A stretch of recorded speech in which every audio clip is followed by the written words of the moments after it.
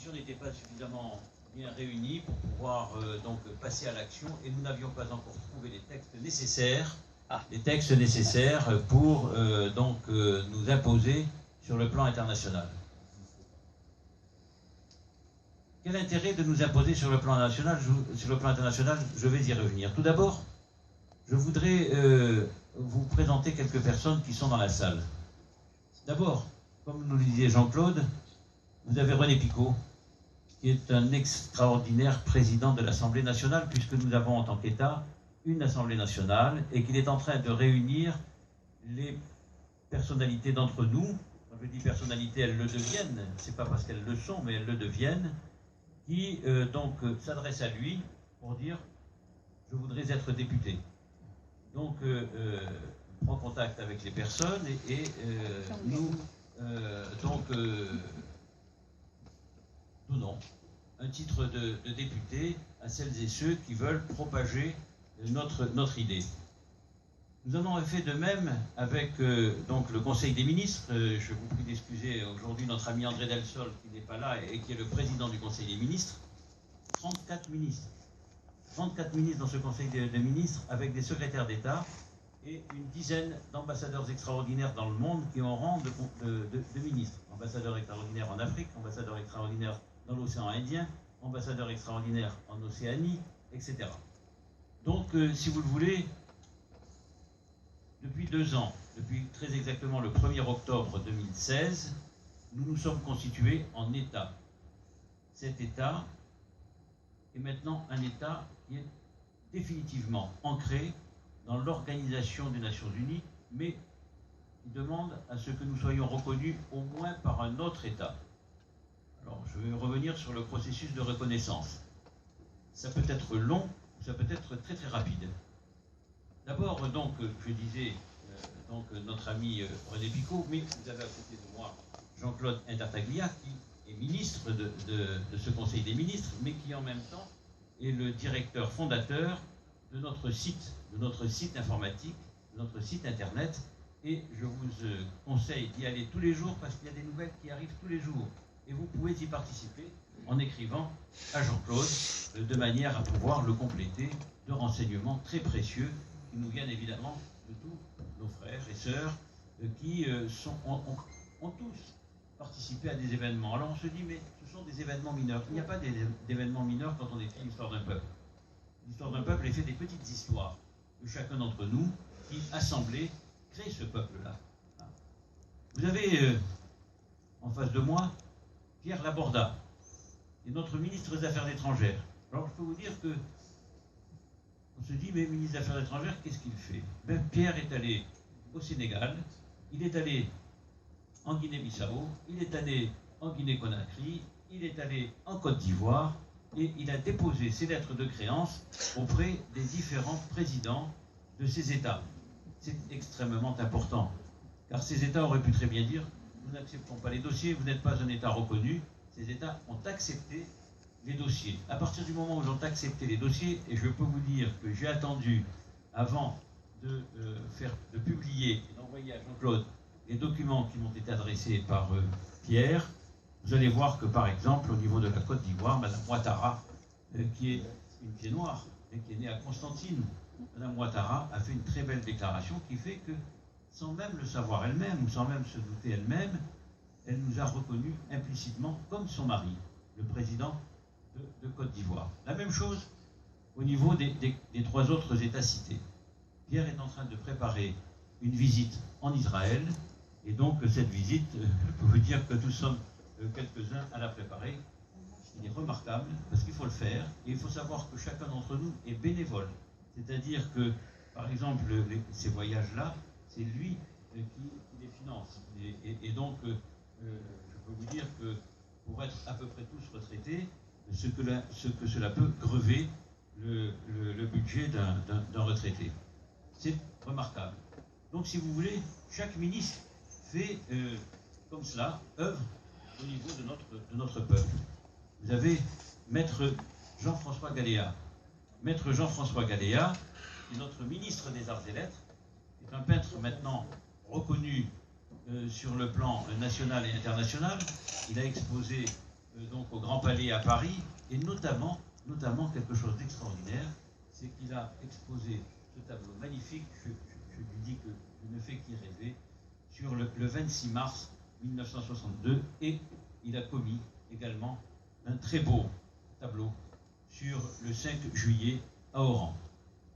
Je peux vous dire que cela va très loin dans ce dévouement, parce que la banderole que vous avez là, c'est Maître Galéa, il l'a faite jour après jour, donc je peux vous dire que c'est très long, elle est très belle, elle restera, ça sera l'un des symboles de notre développement de restauration et de représentation nationale, puisque Maître Galéa, je vous le disais, est ministre des Arts et Lettres, mais il est également président de la commission de la représentation nationale. Donc vous voyez, tous les attributs de l'État sont mis en place. Nous avons un drapeau, nous avons des armoiries, nous avons une constitution, ce que vous disiez tout à l'heure Jean-Claude, nous avons une doctrine, nous avons une devise, la paix pour seul combat, que nous devons à Albert Camus.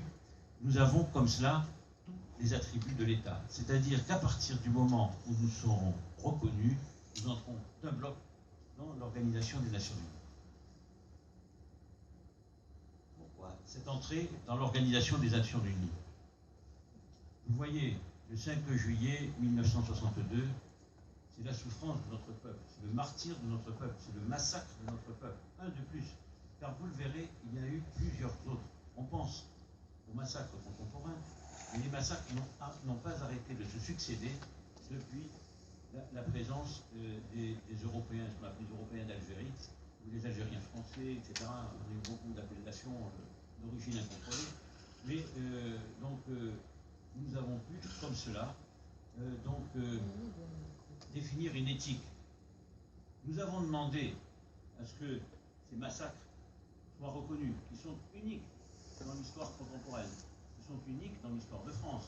C'est-à-dire uniques en ce sens que jamais aucun représentant de la France, que ce soit un président de la République, un empereur ou un roi, n'a fait subir à son peuple, à 15 départements, ce que nous avons subi. Jamais. Non seulement nous avons l'intention, comme le dit Jean-Claude Intertaglia, de demander réparation, mais en plus, nous sommes en train de prouver qu'il y a eu crime de guerre, crime contre l'humanité, et qu'en plus, il y a eu préméditation.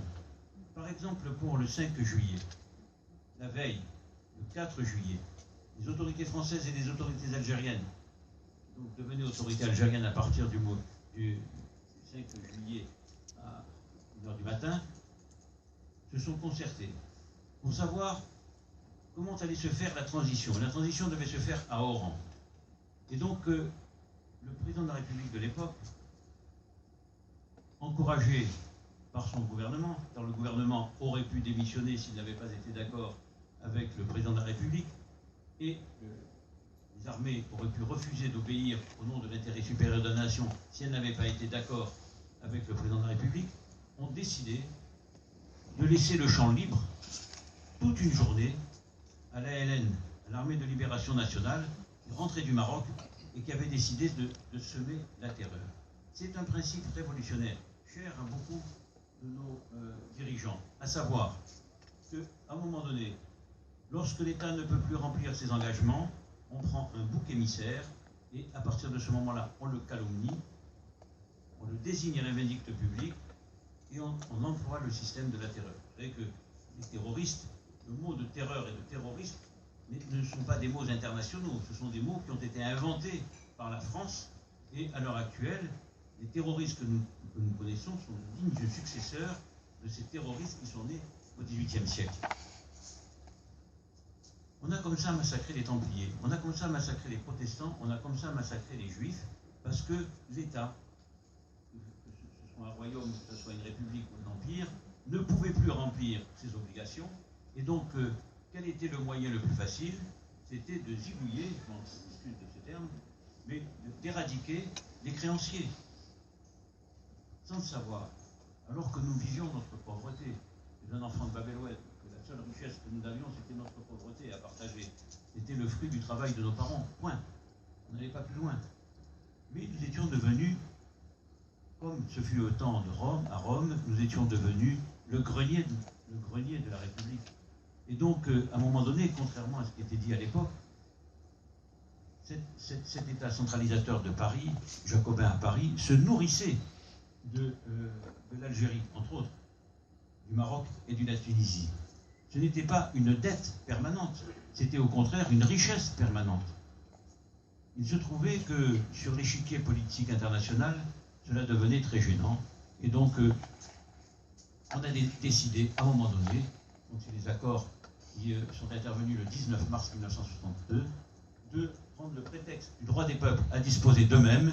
Et donc, on a donné, clé en main, les 15 départements à un nouveau propriétaire, qui était donc, sans que cela soit péjoratif dans ma bouche, les Arabes.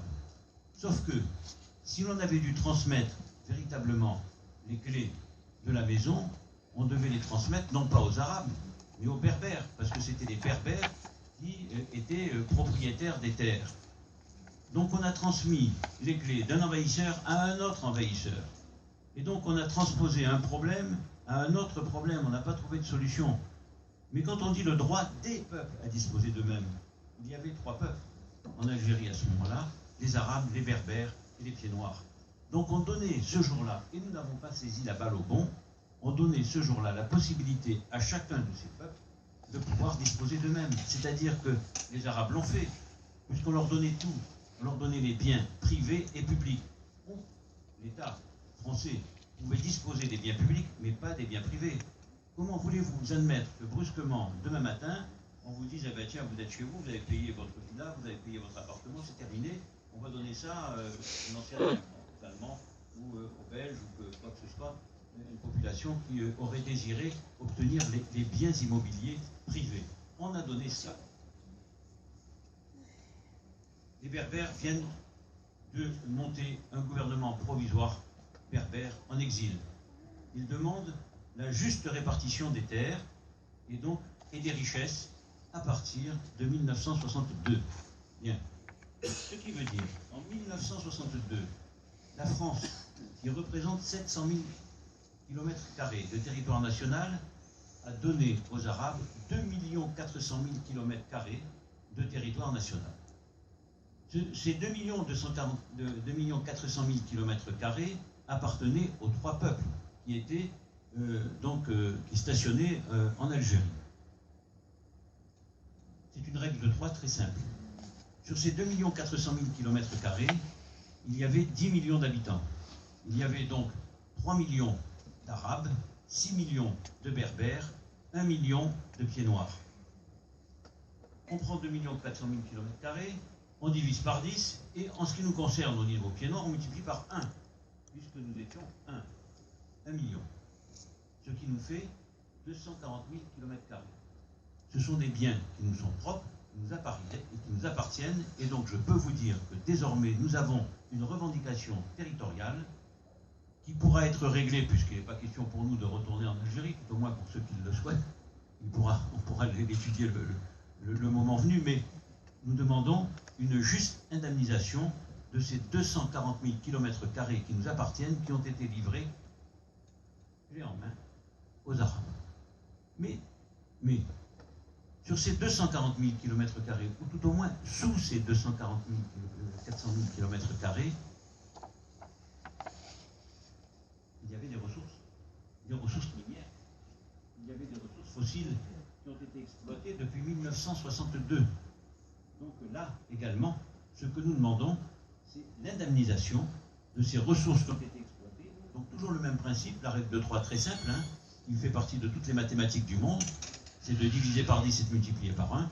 Et donc nous demandons, pour l'ensemble du peuple Pieds-Noirs, pour l'ensemble de la nation Pieds-Noirs, cette indemnisation. Ce qui veut dire que nous avons une dette qui vient non pas de l'Algérie, mais qui vient de la France, puisque c'est la France qui a livré. C'est la France qui a pris la décision de livrer cela. Donc nous avons une créance sur un pays qui est à même de payer, même si on regarde l'endettement de la France qui est faramineux, on se dit comment vont-ils payer? De la même façon qu'ils continuent à payer des déboires de l'État. Donc à ce niveau-là, L'argent que nous récolterons nous permettra de nous payer un territoire. C'est la première solution. C'est-à-dire que les banquiers internationaux peuvent nous prêter comme à d'autres peuples qui sont dans le même cas que nous, parce que vous avez à l'heure actuelle, au niveau de l'ensemble des États du monde, 195 États qui sont dans le regard de l'Organisation des Nations Unies. Je dis dans le regard pourquoi? Parce qu'en fait, il y en a 193 qui sont définitivement admis. Il y en a 2 qui, à l'heure actuelle, posent problème. Taïwan, qui est un État qui est reconnu par plusieurs États, mais qui n'est pas reconnu par l'Organisation des Nations Unies, et le Vatican. Le Vatican, qui est le plus petit État au monde, et qui, à l'heure actuelle, n'est pas intégré. Il y a des observateurs du Vatican au niveau de l'Organisation des Nations Unies, mais qui n'est pas intégré. Donc ce sont des États qui sont dits de souveraineté territoriale parce qu'ils ont un territoire. Bien. Mais il faut savoir que l'on peut appartenir à l'Organisation des Nations Unies sans pour autant avoir un territoire, et donc être en ce que l'on appelle une souveraineté fonctionnelle. Le cas de l'ordre de Malte, qui est admis au sein de l'Organisation des Nations Unies, qui n'a pas de territoire, au moins qui a un petit château à Malte, mais qui ne représente pas grand-chose. Et donc, c'est ce que l'on appelle la souveraineté fonctionnelle. J'en discutais il y a peu avec l'ambassadeur de l'ordre de Malte auprès de la Commission européenne. Et donc, nous pouvons d'ores et déjà être considérés, et nous le sommes, comme un État à souveraineté fonctionnelle. L'État pied noir dans l'ouest de la Méditerranée, qui a pour nom la Fédération des 2 rives, est admis maintenant comme un État de souveraineté fonctionnelle. Plus personne ne pourra revenir là-dessus. Nous sommes un État de droit international. Pour devenir un État de plein droit international, il nous faut donc un territoire. Donc nous sommes en train, à l'heure actuelle, de travailler sur un certain nombre de propositions, et la plus proche nous permettrait d'avoir, avec un dossier à monter évidemment, mais que nous sommes en train de monter, 140 hectares. 140 hectares, il faut savoir que le Vatican, c'est 40 hectares. Il faut savoir que Monaco, c'est un petit peu plus, 62 hectares. Quand vous voyez à l'heure actuelle, le Puy du Fou n'est pas un État, mais c'est un centre d'activité. 72 hectares, 4000 emplois. Je veux dire que nous ne sommes pas plus bêtes que certains. Je ne veux pas dire que nous sommes plus intelligents, mais que nous sommes tout au moins intelligents que d'autres le sont. C'est-à-dire que si demain, nous avons une propriété territoriale qui nous permet d'avoir des activités, nous pouvons considérer que même si dans un premier temps nous ne créons que 10% du Puy du Fou, ça nous fait quand même 400 hectares. En fait, ce que nous disons aux responsables territoriaux français, c'est écoutez, nous prenons un pari, 1 hectare, 1 emploi. 1 hectare, 1 emploi, ça nous fait déjà 140 emplois de créer.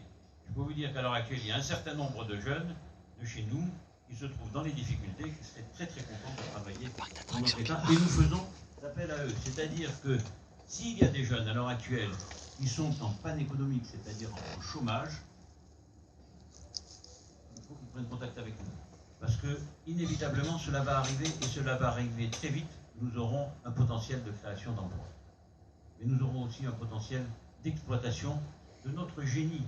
C'est-à-dire qu'il est hors de question, sur 140 hectares, de se dire on va créer de grandes propriétés agricoles, etc. Non. Il y a maintenant des endroits de l'activité économique où l'on peut faire sa place. C'est dans la haute technologie. Et nous sommes pour ça, nous avons des garçons et des filles de pieds noirs qui sont recherchés dans le monde entier parce que nous avons un génie tout à fait particulier dans le domaine de la haute technologie et tous les domaines qui sont dans le virtuel. Et là, nous avons aussi un certain nombre de garçons et de filles qui dans le domaine de l'informatique, etc. Qui ont des qualités tout à fait particulières. C'est-à-dire que lorsque nous parlons de cet État, c'est pas pour ressasser en permanence un passé, non. C'est pour se servir de ce passé comme un tremplin et de créer un avenir pour nos enfants, nos petits-enfants, et que demain, nous ayons un État qui se pérennise. Il ne s'agit pas de dire le passé, si le passé, nous voulons rendre hommage à nos pères, à nos grands-pères, à tous nos ascendants qui ont été glorieux, parce qu'on a déformé l'esprit pied noir, on a déformé le peuple, la nation pied noir. Je parlais de ce peuple qui est vivant, mais la nation, c'est quoi? La nation, c'est l'ensemble des morts et des vivants. C'est-à-dire que lorsque nous rentrerons, et je le souhaite le plus rapidement possible, imaginez, parce qu'il faut de l'imagination, c'est que le rêve est une réalité qui se concrétise de jour en jour. Il n'y a pas de réalité sans rêve. Je vous demande de rêver. Je vous demande de rêver parce que ces rêves vont se réaliser. Imaginons, nous sommes à New York. Nous venons d'être reconnus dans le cadre de l'univers des nations. Et nous entrons. Qui est-ce qui va rentrer à New York? Il n'y a pas que nous. Il y aura toutes les générations qui nous auront, toutes les générations qui nous auront précédés et qui vont rentrer avec nous à New York. Pensez à tous ceux qui sont dans leur tombe et qui nous regardent en se disant mais les malheureux, ils sont en train de mourir. Bien non, nous sommes dans le berceau de notre nation. Parce que pour une fois, ce sera les générations, toutes ensemble, qui rentreront à New York. Imaginez cela, rêvez cela. Vous allez voir que ça va se réaliser. Parce que nous sommes animés d'une foi sans faille. Lorsque nous nous sommes levés et que nous avons trouvé cette faille qui nous permettait de devenir un État, quelle est cette faille? C'est une convention qui a été signée à Montevideo le 26 décembre 1933 et qui dit que vous et nous, à partir du moment où nous avons un patrimoine de souffrance, d'histoire, de croyance, de travail, etc., nous pouvons créer un État. Et que le seul devoir de tous les autres États du monde, c'est de nous aider à pérenniser notre État. Ils ne peuvent pas nous combattre. C'est tout simplement cela, pour cela, que depuis 2 ans, l'État français n'est pas intervenu. Vous pensez bien que si nous étions dans l'illégalité, il y a longtemps que nous serions en train de croupir en prison, comme les responsables de Barcelone, pour la Catalogne. Ça n'est pas possible. Ils ne peuvent pas. Alors vous me direz, mais les Algériens, les Algériens, il se trouve que les Algériens, le 4 juillet 1976, ont signé à Alger, avec un ensemble de peuples, la Déclaration universelle des droits du peuple, qui dit « Tout peuple a droit à l'existence. Tout peuple, aucun peuple ne peut être dessaisi de son patrimoine territorial, sans que celui-ci lui soit rendu ou que ce peuple-là soit indemnisé. » Lisez cette Déclaration universelle des droits des peuples, si vous allez sur Google, vous verrez Déclaration universelle des droits des peuples, Alger 1976. C'est une déclaration des droits des peuples qui est, à l'heure actuelle, gardée scrupuleusement par l'UNESCO. Un exemple, on parle de l'UNESCO. À l'heure actuelle, quelle est la présidente de l'UNESCO? C'est Madame André Azoulay. Madame André Azoulay est l'ancienne ministre de la Culture. Je dis Madame André Azoulay parce qu'elle est la fille d'André Azoulay. André Azoulay est le conseiller du roi du Maroc, entre autres. C'est un homme qui est immensément riche, c'est un pied noir du Maroc, et sa fille est donc la présidente de l'UNESCO. C'est-à-dire qu'à l'heure actuelle, le texte qui nous permet de nous imposer sur le plan international est gardé par une pied noire. Mais c'est comme ça un peu partout. Vous vous apercevrez très très rapidement que l'ensemble de l'élite des pieds noirs se trouve à des postes clés. Il faut en profiter. Il faut en profiter. Il faut en profiter pour s'imposer. Il faut en profiter pour renverser la vapeur. C'est-à-dire que ce que nous n'avons, vous de m'excuser parce que je vais employer des termes un peu triviaux, mais quand on arrivait devant le président de la République ou devant le président du Conseil des ministres, le Premier ministre, ou devant toute autre personnalité française, on nous disait Vogel les mouettes parce que vous êtes une population qu'on a acceptée sur le territoire national, mais vous n'avez même pas de territoire, vous n'êtes pas breton, vous n'êtes pas savoyard, vous n'êtes pas catalan, vous n'êtes pas corse, on est tout ça en même temps. Nous sommes 5 millions dispersés sur 5 continents. Mais ce n'est pas nous qui nous sommes dispersés. C'est nous que l'on a dispersés. On nous a dispersés volontairement. Parce que on n'avait pas pu nous faire tous disparaître. Quand je dis crime contre l'humanité, crime de guerre, avec préméditation, puisque le 4 juillet tout a été organisé, donc avec préméditation, c'est le crime le plus grave. J'ai lu ici ou là, dans Nice Matin ou dans Var Matin, que M. Benhamou, qui présente donc le film de cet après-midi, disait qu'il faut que la Ve République se saisisse des massacres d'Oran et d'Alger, une bonne fois pour toutes. Oui, je suis d'accord avec lui. Le seul problème, c'est qu'à partir du moment où on reconnaît que l'on a massacré, il faut passer devant un tribunal. On ne pouvait pas passer devant un tribunal français, parce que la Ve République est dans tous ses États, et donc à ce niveau-là, elle ne va pas se faire passer elle-même devant un tribunal national. Il faut donc la passer devant un tribunal pénal international. Et il fallait que nous soyons un État. Et nous n'avions pas d'autre solution. Nous étions contraints et forcés, même si nous ne voulions pas aller, si l'on voulait faire justice pour ceux qui se sont fait massacrer, nous étions obligés de passer par là.